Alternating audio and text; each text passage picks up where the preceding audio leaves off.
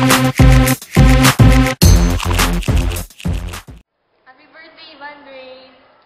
First impression ko, masungit, tapos, weird. Pero masaya naman kasama si Vandre. Masyadong maka-Diyos, mabait, kaya nga bagay na bagay sa kanya yung Santino. Tapos, hindi ako napakapayat kasi gustong-gusto niya tong arms ko. Taba daw.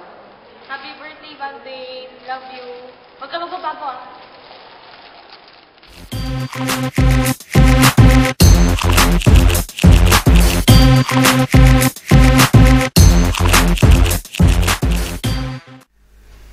Happy birthday, Kuya Van. Yun. Hindi nyo lang alam, pero lagi-lagi ako nagpapasalamat sa Panginoon kasi nakilala ko kayo, saka naging disciple ko kayo. Maraming salamat po sa pagtulong nyo sa akin mag-grow spiritually. Maraming salamat.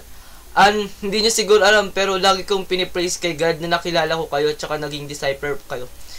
Pagpatuloy nyo lang yung pagiging kayo, Kuya, yung napakagaling mag-move, tsaka talagang leader na leader, astigin. Marami pong salamat sa lahat-lahat po. Tsaka yung regalo nyo, pag-iipunan ko na lang po muna. So, ayun. Alam ko namang lagi kayong pinipraise, ay lagi kayong binibless ni God.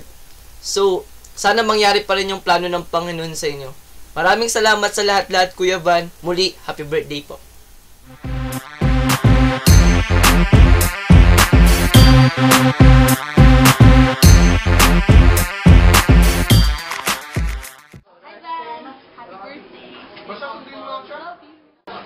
Hi, Van Queen. Stay humble.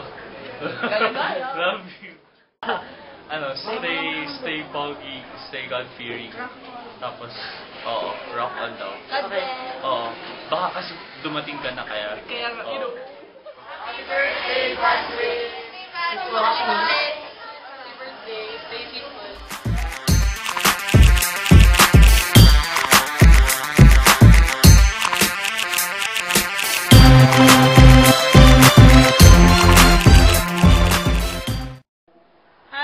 Happy birthday, Vandre. First of all, mabait mo pa rin. First year hanggang third year ngayon na nakasama kita. Hindi ka pa rin nagbago. Stay as you are and, more birthdays to come. Thank you.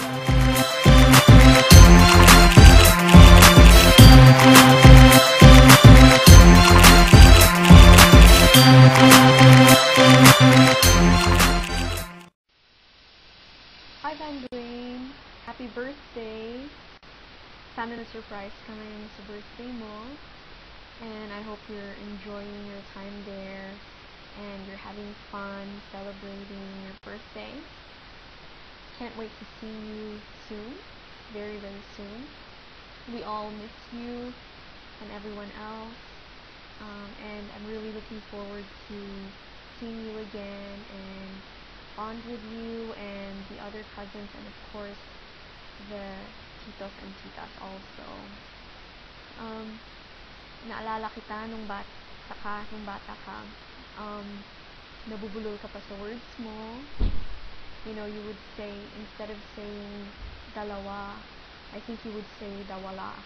And so whenever we go and buy candy or pastillas, you know, you would say, pabili po ng dawalang pastillas. Ang cute talaga. Ayun. Another thing is yung baso mo. Ako, yung baso mo. Yan. Pag Van Dwayne's glass, ayaw namin makiinom sa'yo.